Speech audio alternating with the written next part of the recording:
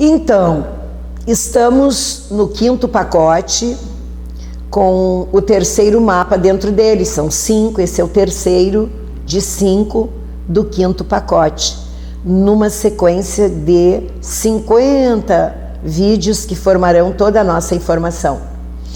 E aqui nós vamos tratar das hiperônimas e hipônimas. Também é semântico esse campo.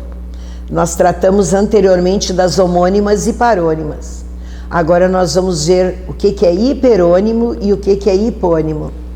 Daí você procura ver que elas apresentam ligação um com o outro, tanto o hiperônimo quanto o hipônimo. Quando você pensar em hiper, você pensa também no hipo. Por isso, se você pensar no hiper, você pensa que é a palavra que possui o sentido amplo, ó, hiper, sentido amplo, geral, abrangente. Quando eu falo em eletrodoméstico, fenômeno, flor, eu estou falando numa palavra que me lembra uma série de coisas inserida nela.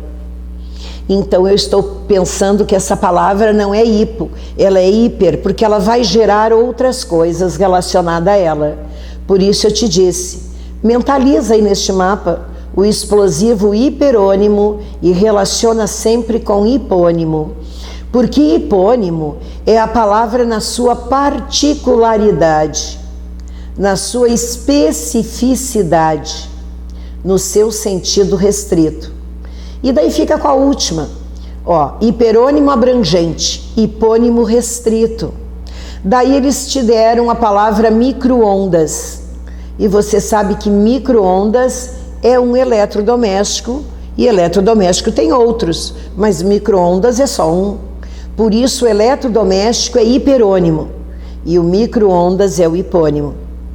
Se eu te dou a palavra, o fenômeno El Ninho é um dos fenômenos tantos que tem dentro do nosso contexto.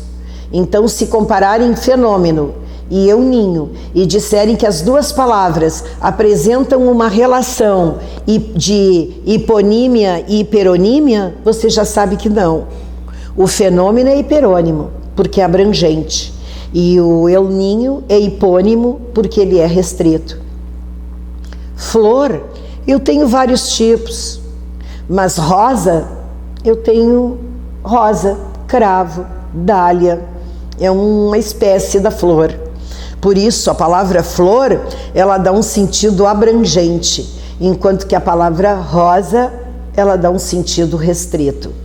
Se substituíssemos a palavra rosa pela palavra cravo, seria mantida a relação hiponímica? Sim, porque ela continua sendo restrita.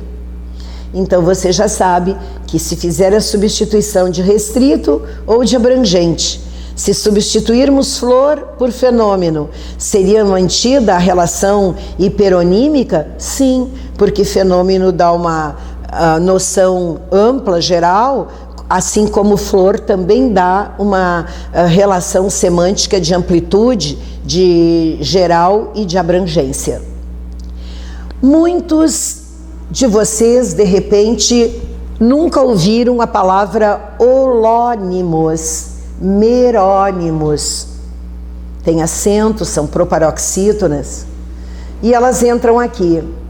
Porque na minha lida com procura de questões de prova, e eu procuro analisar todas que vão caindo, é assim que eu vou fazendo meus mapas, e vou inserindo à medida que eu vou vendo questões solicitadas por determinadas bancas. E eu vi isso e me surpreendi. Não é muito comum, mas eu vi, e por isso eu coloquei aqui, porque é uma relação que dentro da semântica agora precisa ser vista no 3º explosivo. Quando você pensar em holônimas, você pensa também em merônimas, assim como você fez lá em cima. Porque holônimas é o todo, pela parte. É uma palavra corpo em relação às suas partes. Quando eu te dou a palavra boca, eu lembro que boca pode estar relacionada à língua, por exemplo, a dentes, céu da boca. Então boca ela é geral, ela é uma palavra em relação às suas partes, enquanto que dente e língua, ela é uma parte pelo todo, porque ela se relaciona à boca. Por isso, este meu mapa eu fiz as setas fazendo relação uma com a outra. Daí você mentaliza o meu exemplo e você pensa. Hiperônimos são palavras que possuem sentido amplo, geral, abrangente. Quando pensar em hiperônimo, eu vou pensar no hipônimo, que é a palavra que é particular, que é restrita. Daí eu lembro só de um exemplo, flor, rosa, pronto. Daí eu já tenho essa... E me preocupo bastante se lá na prova pedir relação hiperônima e hipônima. E me der o contrário, está errado. Hiperônima tem que ser primeiro a flor e hipônima segundo a rosa. Se fizer o contrário, está errado. Não pediu respectivamente, mas o enunciado está dizendo hiperônimo e hipônimo. Agora, quando você pensar em holônimos e merônimos, pensa junto também, porque um é o todo pela parte, que é o holônimos. Agora, o merônimo é o contrário, é a parte pelo todo. E mentaliza o exemplo, boca, dente. Então, agora é hora de ler com atenção. Isso aí é só uma questão de relação que você deve fazer nas duplas e depois muita atenção ao enunciado. Atenção, a relação de hiperonímia e homonímia é diferente, pois não é uma relação entre a parte e o todo. Eu fiz essa observação que você poderia sentir confusão, mas entre palavras de significação mais genérico com outros semanticamente mais específico. Se bateu essa tua dúvida, tá ali, ó. A gente fez a tarja vermelha. Volta para lá e faz a relação. E daí eu fiz a opção de 2 questões de prova que eu achei interessante para espelhar tudo isso. Questões de concurso, primeira questão. Em que alternativa existiu uma relação semântica de hiponímia e hiperonímia? Bom, daí eu me lembro do mapa. No meu mapa tinha primeiro a hiperonímia, depois a hiponímia. Bom, aqui estão fazendo hiponímia e hiperonímia. Cuidado, essa é a relação.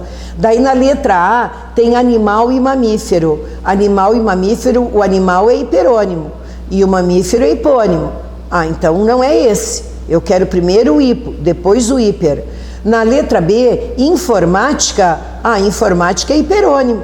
Agora computador, faz parte ali da informática, é hipônimo. Então não deu.